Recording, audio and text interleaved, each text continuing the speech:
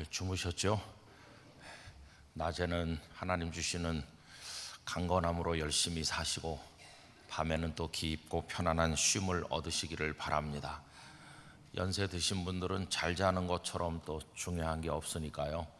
또 밤에 주무실 때도 베델의 들판에서 야곱을 지키신 하나님께서 영락교회 성도님들을 밤에도 함께 해주시기를 바라고, 새벽에는 또 강건함으로 열심히 하나님 앞에 모여서 기도하기를 원합니다. 제가 영락교회 온 이후에 저보다 한참 선배이신 한 목사님께서 방문하셨습니다. 그 목사님께서는 학자이기도 하시고 여러 가지 기여를 많이 하시는 목사님이신데, 그 목사님께서 이런 말씀을 하셨어요. 우리 한국교회는 참 큰일이야. 성도들이 입으로만 주여 주여 하지 하나님의 말씀대로 살지를 않아. 다 맞는 말씀이죠.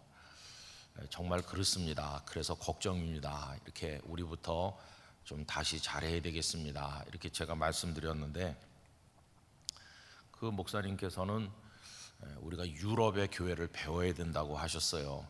왜냐하면 유럽의 교회는, 유럽의 성도들은 오랫동안 예수님을 이렇게 불러오는 그런 역사 속에 살다 보니까 기독교 신앙이 삶 속에 녹아들어 있어서 생활 속에서 기독교적 삶을 산다, 그거를 배워야 된다고 하셨어요. 그래서 제가 한편으로는 동의하면서 한편으로는 또 내심 동의하지 않는 부분이 있어서 말씀을 드리기를, 목사님, 근데 요새 유럽 교회가 다 무너지지 않았습니까? 사람들이 모여서 예배도 드리지도 않고 예수님을 구주로 영접하지도 않고 예배당 건물들이 다 매물로 나와 있다고 하는데 그걸 배워야 되겠습니까? 이렇게 제가 여쭤보았어요. 여러분, 얼마 전에 어디서 보니까 참 슬픈 이야기가 있었는데, 영국이나 프랑스 같은 곳에 예배당을 판다고 나온 게 한 만 몇천 건씩 있어요. 영국도 그렇고 또 프랑스도 그렇고. 그리고 영국 같은 곳에, 프랑스 같은 곳에 성직자가 없습니다. 그래서 그들이 한때 식민지로 지배했던 아시아, 아프리카, 자신들이 무식한 민족이라고 깔보면서 점령해서 지배했던 그쪽 사람들이 와서 백인들을 모아놓고 설교도 하고 목회도 하고 있어요. 성직자가 없으니까 교회가 다 무너져 내리고 있어요. 그래서 제가 참 답답한 마음으로, 그들이 생활 속에서 기독교적 삶을 산다고 하는데 얼마나 기독교적 삶을 사는지 잘 모르겠지만 우리보다 훌륭하다고 해주고, 근데 문제는 예수님을 구주로 믿지도 않고 예배당에 모여 예배도 안 드리고 예배당을 다 팔아먹고 온갖 마약과 말로 다 할 수 없는 타락, 그거를 우리가 배워야 되겠는가, 이런 생각으로 이제 질문을 했던 것입니다. 근데 그 목사님은 제 질문에 대해서 시원한 답을 하지 못하셨어요. 그 다음부터는 저를 찾아오지 않으셔가지고 화가 나셨나? 이렇게 좀 죄송한 생각을 했긴 했습니다. 근데 여러분, 저는 이렇게 생각합니다. 올바른 삶을 살아야 된다는 거 100번 맞는 말이에요. 그런데 올바른 삶을 살아도 예수님을 구주로 믿지 않으면 소용이 없는 거예요. 그러면 이쪽에 올바른 삶을 살아보지 못한 형편없는 한 인생이 있는데, 이 사람은 예수님을 구주로 믿는다. 그러면 어느 쪽이 구원받는 것일까요? 참 판단하기 어려운 문제지만은 우리 복음서 말씀에 따라서 예수님 십자가 옆에 매달렸던 그 행악자, 강도라고도 번역되어 있는 그 사람 생각을 하게 되잖아요. 이 사람은 올바른 삶을 살아온 적이 아마 없었을 거예요. 그러니까 십자가에까지 매달린 거 아니겠습니까? 그런데 예수님께서는 그 사람을 향해서 내가 오늘 나와 함께 낙원에 있으리라, 이렇게 하셨습니다.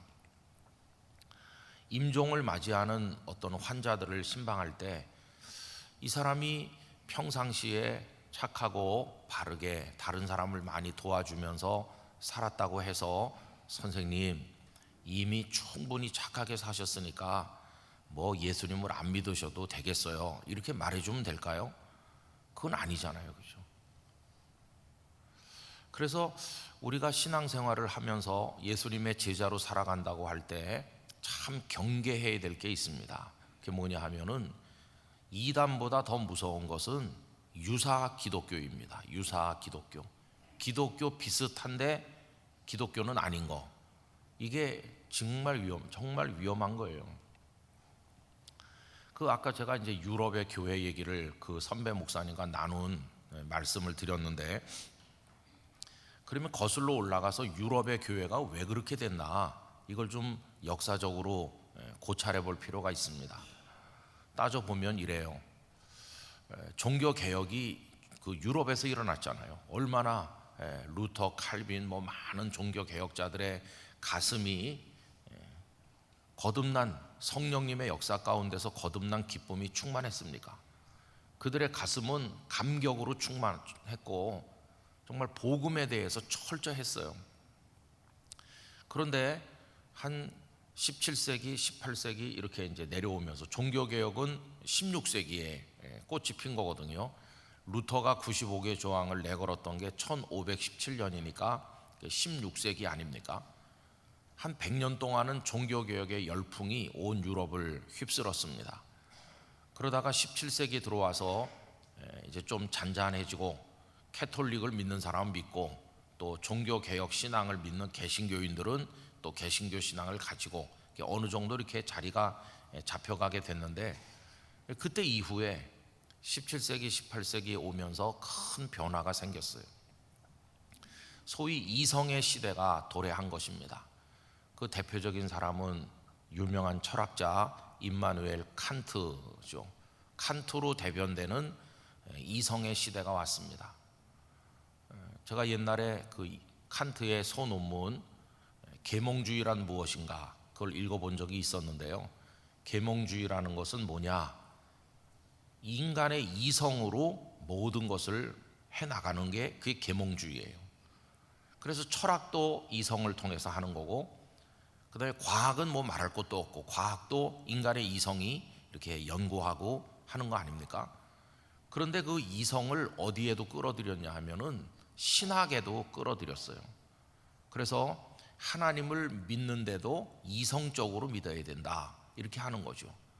철학을 하고 과학을 하는 거는 이성으로 할 수 있다고 우리가 볼 수 있어요. 그런데 하나님을 믿는 것도 이성적으로 믿어야 된다. 그래서 이제 그건 곧 다른 말로 바꿔 말하면 성경을 이성적으로 읽어야 된다. 그래서 내 이성을 가지고 성경을 무조건 아멘 하는 게 아니라 판단하는 겁니다.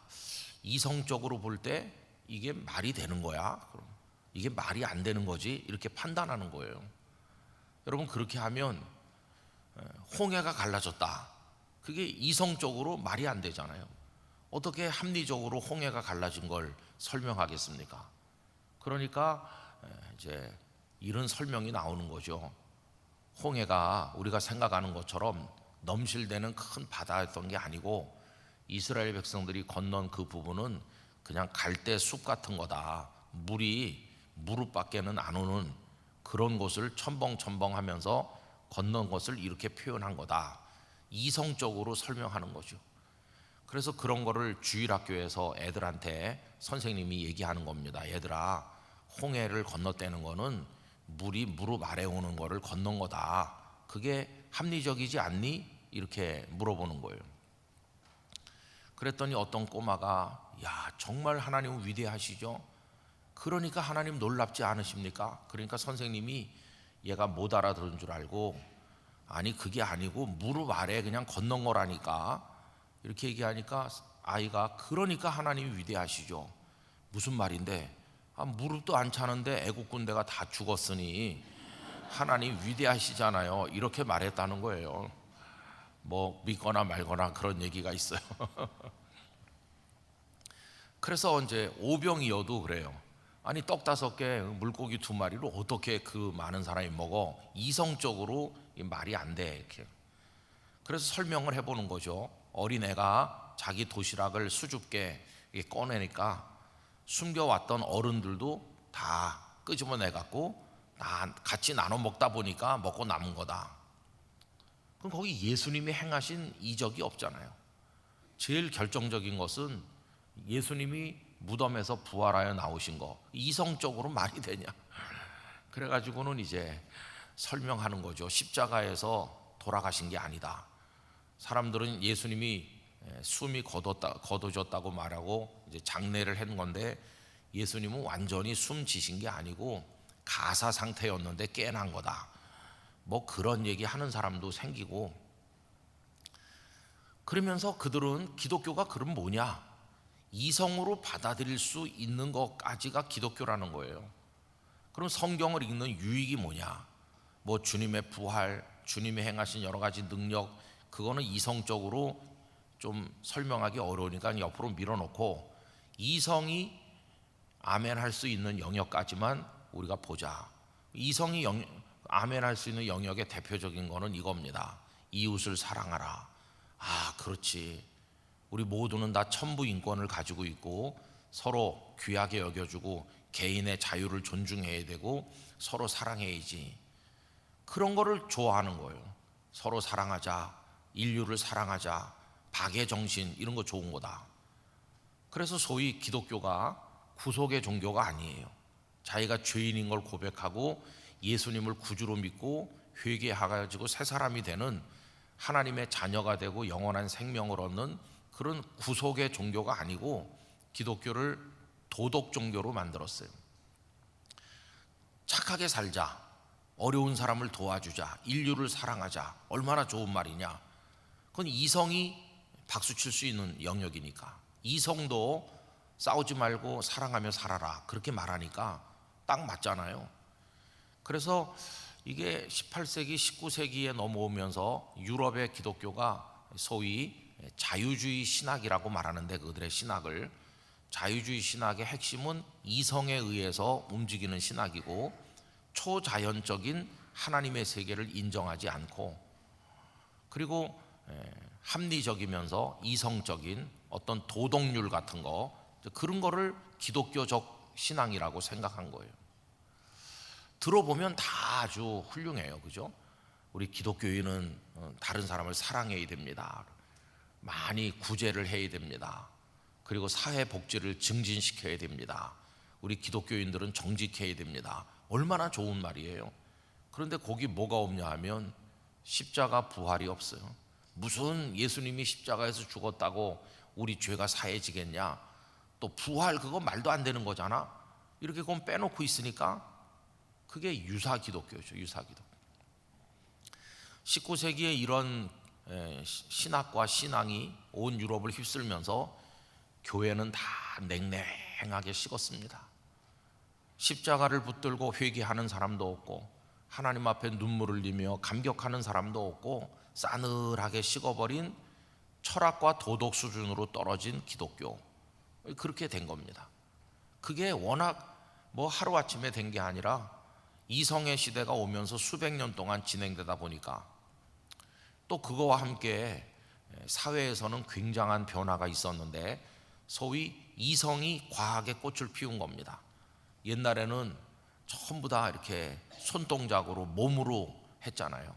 근데 이제는 과학이 발전하면서 증기기관 같은 걸 만들었어요. 그러니까 모터를 만들어 가지고 막 그게 돌아가면서 손으로 노줬던 강에서 이제는 가만히 있어도 모터가 돌아가면서 배가 가고, 옛날엔 바람에 의해서 대서양을 건넜는데 이제는 증기선이 나와 가지고 커다란 기둥으로 연기를 뿜어 올리면서 대서양을 건너가고, 이런 과학의 산물로 인해서 공장이 많이 세워지고 대량 생산이 가능해졌습니다.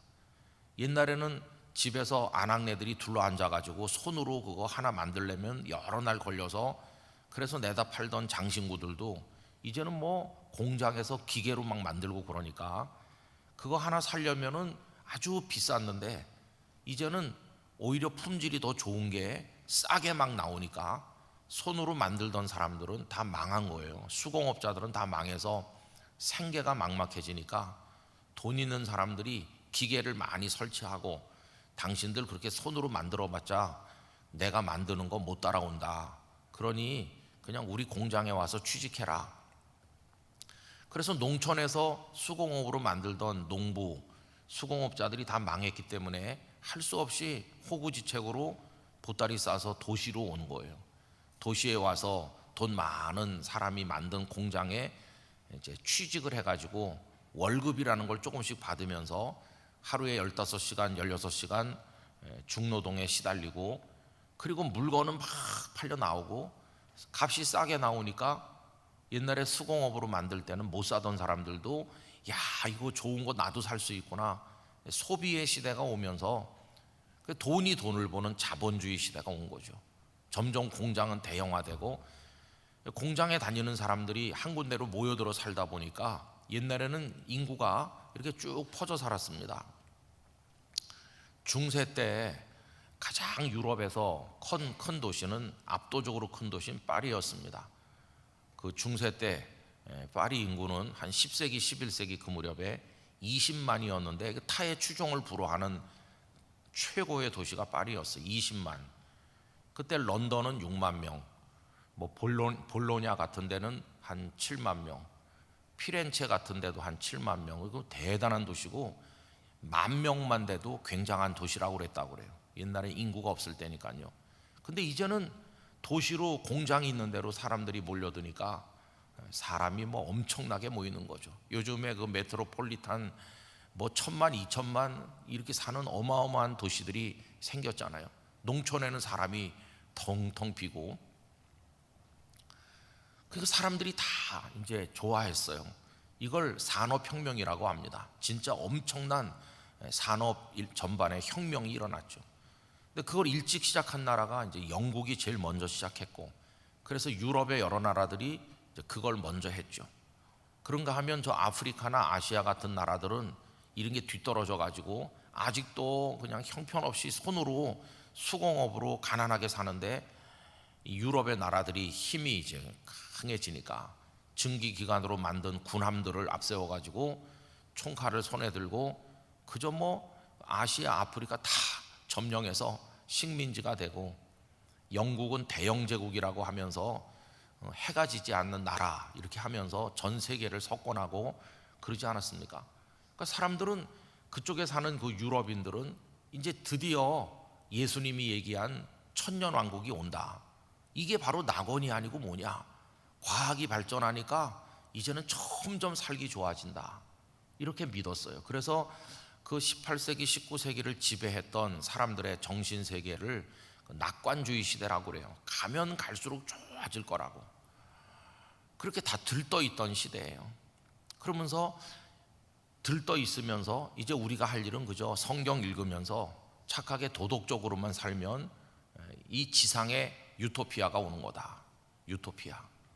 하나님 나라가 하나님이 세우신 나라가 아니고 인간의 철학과 과학의 힘으로, 이성이라는 신에 의해서 우리 스스로 이 땅에다가 하나님 나라를 건설한다. 다 이렇게 도취된 거예요. 그러다가 아까 말씀드린 것처럼 1.1획도 변함이 없는 하나님의 말씀인 줄로 믿습니다. 이런 거 다 없어지고, 예수 그리스도께서 내 죄를 사하려고 십자가에 달리신 줄 믿습니다. 제 죄를 회개합니다. 그런 것도 없어지고, 주님이 부활하신 줄 믿습니다. 나도 부활할 줄 믿습니다. 뭐 그런 것도 없어지고. 그러니까 뭐 굳이 뭐 가서 예배를 드리지 않아도 그냥 뭐 기독교적 삶을 살면 그게 되는 거다. 여러분, 기독교인 것 같지만 기독교가 아닌 그냥 이성 종교, 도덕 종교로 전락해버린, 그게 다 교회를 죽게 만든 거예요. 오늘날 유럽의 교회는 교회라고 말하기 어렵습니다. 왜 저렇게 됐을까? 여러분, 유사 기독교는 이단보다 더 무섭다. 그걸 우리가 생각해야 됩니다. 이스라엘에 갔더니 우리를 가이드해 주시는 목사님께서 저 산을 쳐다보세요. 쳐다보니까 나무도 별로 없는 민둥산인데, 그런데 저기 이렇게 뭐 줄로 찍찍 그어놓은 것 같이 보이지 않아서 가만히 보니까 그 산에 이렇게 막 뭐가 이렇게 줄 같은 게 가 있어요. 야, 신기하다. 저 산에 무슨 이렇게 줄 같은 게 누가 거놨지? 이렇게 생각했어요. 그랬더니 그분이 저게 줄을 건 게 아닙니다. 가까이 가서 보면 길입니다. 길. 아, 그래요? 상당히 가파른데 경사가 심하더라고요. 근데 쭉쭉 이렇게 길이 가 있어요. 어떻게 저게 거기 길이 생겼나 그랬더니, 목자가 저 비탈길을 따라서 걸어가면은 양들이 한 마리씩 목자가 간 대로 쭉 따라간대요. 그렇게 하도 많이 다녀가지고 먼 데서 보면 누가 이렇게 줄 거는 것 같이 보이는 거예요. 그 길이 아주 좁은 길인데 목자가 가고 양이 가고 또 다른 목자가 가고 또 다른 양이 가고 이래가지고, 여러분 이건 뭘 말해주느냐 하면, 충실한 양들은요 목자가 간 대로만 갑니다. 목자가 그 비탈을 가면 양도 탁 따라서 가요. 절대로 옆으로 자기 맘대로 가지 않고 그대로 가니까 거기 길이 만들어져요. 예수님을 따르는 제자는 그래야 됩니다. 여러분, 우리는 예수님이 가신 그 길을 따라가야 됩니다. 예수님의 발자국이 찍힌 곳에 우리의 발도 올려놓아야 됩니다. 예수님께 100% 맞춰서 가야 됩니다. 예수님의 제자는 예수님께 99% 맞추는 사람이 아니라 100% 맞추는 사람입니다. 그게 예수님의 제자입니다. 그래서 이 제자들은요, 옳아 보이는 것을 포기해야 돼요. 옳아 보이는 걸 포기하고 옳음을 선택해야 돼요. 옳아 보이는 거하고 옳은 거하고는 비슷한 것 같지만 다른 겁니다. 옳아 보이는 거는 99%는 옳은데 1%가 옳지 않은 거. 언뜻 보면 옳은 것 같은데 사실은 옳은 게 아닌, 갖다 맞추면 그 1% 때문에 안 들어가는 거예요. 그거는 그냥 옳아 보이지만 사실은 옳은 게 아니고.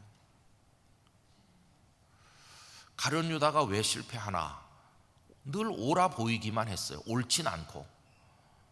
그는 유사 제자였어요. 유사 제자. 오늘 본문이 그걸 단적으로 말해줍니다. 어제도 이 말씀을 잠깐 말씀드린 바가 있었는데, 베다니 마을에 가셨을 때 나사로의 누이 동생인 마리아가 오라버니를 살려주신 주님의 은혜가 너무 커서 아끼고 아끼던 향유를 아낌없이 예수님께 쏟아부었어요. 아무리 귀한 거라도 예수님께는 아낄 수가 없지. 예수님 사랑합니다, 감사합니다, 그러면서 예수님께 그걸 부어드리니까 이 가룟 유다는 도둑이라고 그러지 않았습니까? 아니 그걸 왜 허비하느냐, 300데나리온에 팔아서 가난한 자들을 주면 좋을 걸. 오늘 본문에 나오잖아요.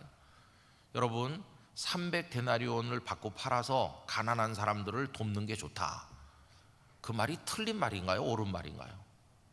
아무리 생각해봐도 잘못된 게 없어요. 예수님께서도 평소에 어려운 사람을 도와야 된다고, 사랑하라고 많이 말씀했으니까 그 당연히 그 유다의 말이 맞는 것 같아요. 그래서 옳아 보여요. 다른 제자들도 고개를 끄덕끄덕 했을지 몰라요. 그래, 저렇게 쏟아붓는 거는 저거 마리아가 저게 잘 못하는 것 같은데 옳아 보여요. 그죠? 유다의 말이. 근데 문제는 뭐냐 하면 예수님의 생각입니다.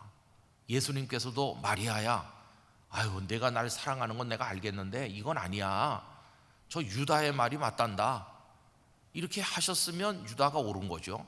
근데 예수님은 그렇게 하지 않으셨어요. 오히려 마리아를 칭찬하셨어요. 여러분, 오늘 본문 7절 말씀으로 가보시기 바랍니다. 다 같이 읽어보실까요? 예수께서 이르시되 그를 가만두어 나의 장래할 날을 위하여 그것을 간직하게 하라. 그를 가만두라고. 마리아를 힘들게 하지 말고, 마리아를 꾸중하지 말고, 마리아가 하고 싶은 대로 하도록 가만히 놔둬라. 유다를 예수님께서 옳다고 하신 게 아니라 마리아를 옳다고 하셨어요. 그리고 오늘 요한복음에는 안 나오지만 다른 복음서에는 이 마리아를 얼마나 칭찬하셨는지 몰라요. 마태복음 26장 12절, 이 여자가 내 몸에 이 향유를 부은 것은 내 장래를 위하여 함이니라. 이 제자들은 예수님이 죽으신다는 걸 아직 감지를 제대로 못하고 있는데, 마리아도 뭐 그걸 몰랐겠죠.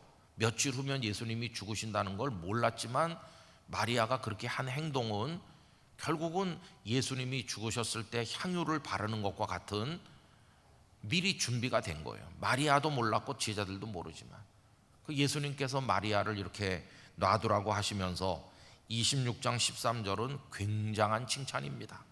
내가 진실로 너희에게 이르노니 온 천하에 어디서든지 이 복음이 전파되는 곳에서는 이 여자가 행한 일도 말하여 그를 기억하리라 하시니라. 마리아가 나를 정말로 위로하는구나. 죽음을 앞둔 나에게 향유를 먼저 부어주는구나. 복음이 전해지는 전 세계 구석구석에서 이 마리아의 아름다운 일이 선포될 것이다. 그럼 여러분, 예수님의 이 말씀하고 가룟 유다의 이야기하고 갖다 대놓고 보면은 유다의 말이 합리적인 것 같고 좋은 것 같아요. 근데 여러분, 제자인 우리들은 어디다 맞춰야 됩니까? 예수님께 맞춰야 되는 거예요. 진리가 뭘까요? 옳아 보이는 게 진리가 아니고 예수님께서 하시는 말씀이 진리입니다. 왜냐하면 예수님은 내가 곧 진리요 라고 하셨어요. 예수님의 생각, 예수님의 뜻, 예수님의 말씀, 그게 진리입니다. 예수님이 진리 자체입니다. 그러니까 옳아 보이는 얘기가 진리가 아니고 기독교인에게는 예수님이 진리입니다. 예수님. 그래서 세상 사람들이 말하는 진리하고 우리가 말하는 진리는 다릅니다. 세상 사람들이 말하는 진리는 다수가 찬성하고 그리고 상당히 합리적이고 그러면 그건 진리다 이렇게 말합니다. 그러나 우리 기독교인은 예수님의 뜻이 진리입니다. 그게 다른 거예요. 그래서 가끔씩은 우리가 믿는 진리가 세상이 말하는 진리와 다르기 때문에 다수인 세상 사람들이 소수인 그리스도인들을 향해 돌을 던지는 겁니다. 그래서 핍박을 받는 거죠. 그렇다고 해서 우리가 옳아 보이는 세상을 따라갈 수는 없잖아요. 예수님을 믿는다는 것은 주님께 맞추는 것입니다. 100% 주님께 맞추는 것. 저는 목회를 하면서 무슨 기독교 단체, 뭐 선교 단체, 또 교회 가룟 유다가 많다는 생각을 하게 됐어요. 보면은 대개 교회 처음 온 사람이나 잘 모르는 분은 가만히 있고 오래 다니셨고 상당히 식견도 있고 똑똑하신 분들이 가룟 유다가 될 확률이 높아요. 왜냐하면은 옳다고 생각하는 견해를 많이 가지고 있으니까. 그리고 또 그 말이 들어보면은 다 맞는 것 같아요. 여기 가룟 유다처럼. 그게 참 교회를 힘들게 하는 겁니다. 어떤 집사님이 권사님이 무슨 얘기를 했는데 야 좋은 말이야, 그래 그게 맞아. 근데 문제는 그게 예수님의 뜻과 다르다면 이게 참 교회를 무너지게 하는 거예요. 아, 내 말이 틀렸어요? 맞는 것 같아요. 많은 성도들이 박수를 쳐요. 근데 가만히 볼 때 이건 아닌데, 예수님은 그렇지 않는데. 여러분, 이게 참 교회의 영적 갈등을 일으키는 거죠. 그래서 가룟 유다 같은 생각을 가진 사람이 많은 교회는 굉장히 세련된 것 같고 합리적인 것 같은데 예수님께 맞추기는 어려운 교회예요. 약간 좀 덜 똑똑해 보이고 좀 그래 어리숙해 보여도 예수님의 뜻이라면 무조건 아멘할 수 있어야 그게 진리를 따르는 교회인 것입니다. 여러분, 우리 영락교회는 그렇게 하기를 원합니다. 십자가를 한번 생각해 봅시다. 십자가를 지고 간다. 박수를 보낼 만한 일이죠. 십자가를 지지도 않는 사람도 있는데 지고 간다. 와, 훌륭하구나. 구레네 시몬이 십자가를 지고 갔잖아요. 그래서 구레네 시몬이 우리의 구주가 됐나요? 아닙니다. 아무리 십자가를 지고 가도 그는 우리의 구주가 아닙니다. 또 어떤 사람이 십자가를 세워놓고 그 옆에 서서, 여러분 요즘식으로 말한다면 저 한 컷 사진 좀 찍어주세요. 십자가를 끌어안고 사진 찍었다. 그래가지고 뭐 된 건가요? 아닙니다.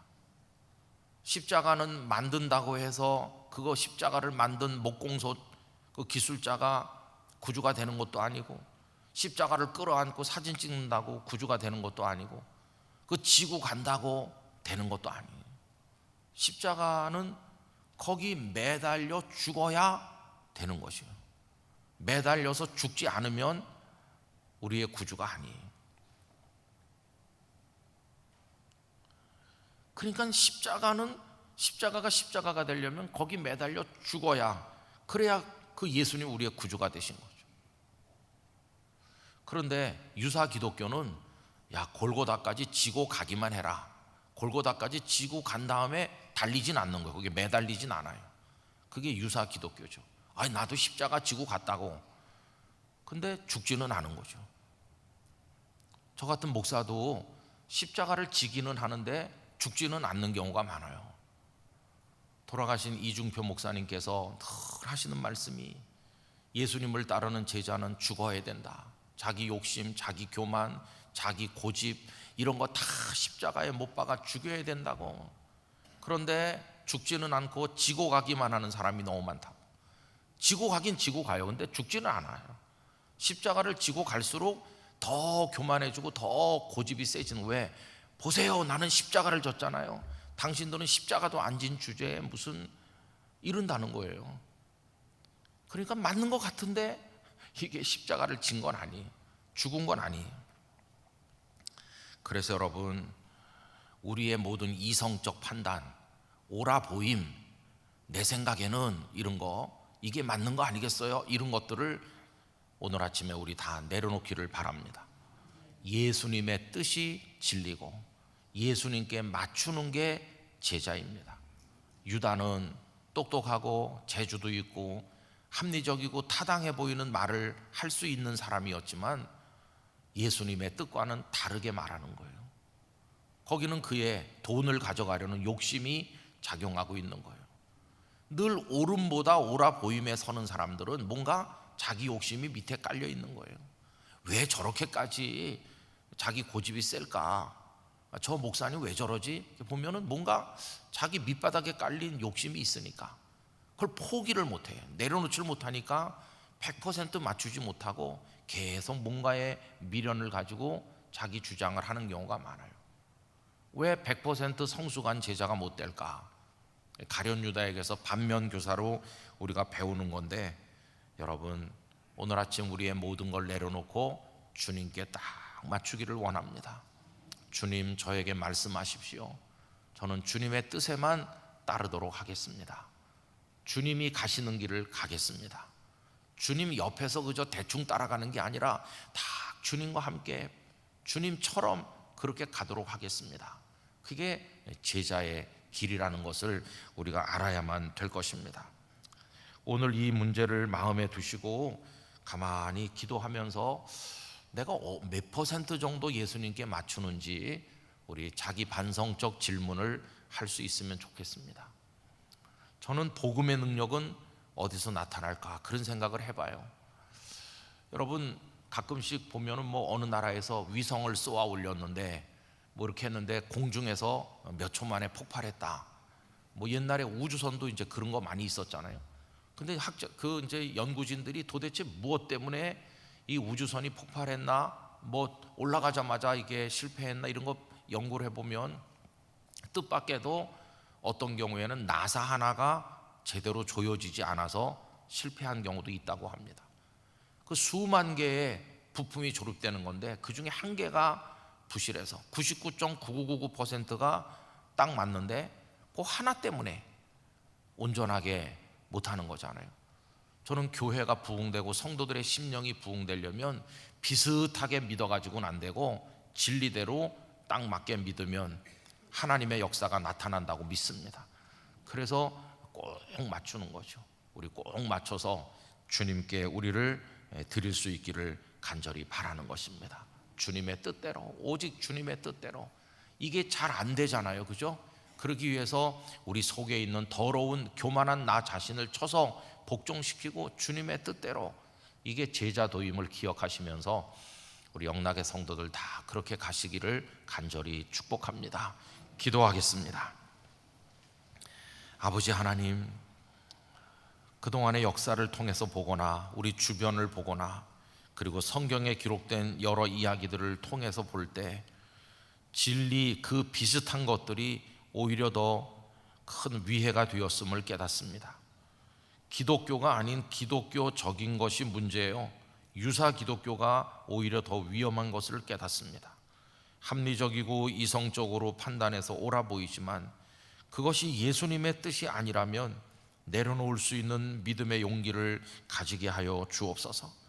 십자가를 지고만 다니는 사람이 되지 말고 십자가에 매달려 죽어 주님의 뒤를 따르는 고난을 받는 성도가 되기를 원합니다. 주님만을 철저히 맞추어 따라감으로 온전한 예수님의 제자가 될 수 있도록 저희들을 이끌어 주시옵소서. 주 예수 그리스도의 은혜와 아버지 하나님의 사랑과 성령님의 인도하심이 우리 영락의 성도들 오직 예수님께 맞추어 살아가는 제자의 길을 걸어가는 과정에 이제로부터 영원까지 함께 하시기를 축원하옵나이다. 아멘.